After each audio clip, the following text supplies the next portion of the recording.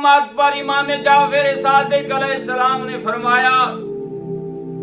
اگر کوئی بندہ قبر امام حسین کی زیارت کرتا ہے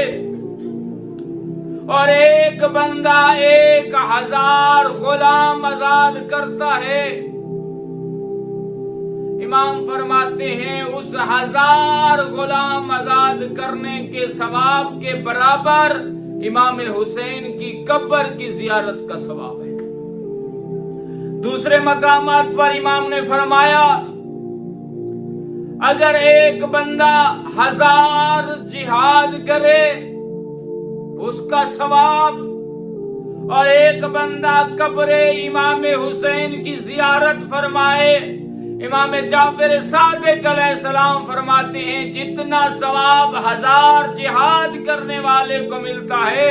اتنا ثواب امام حسین کی قبر کی زیارت کرنے کا ملتا ہے۔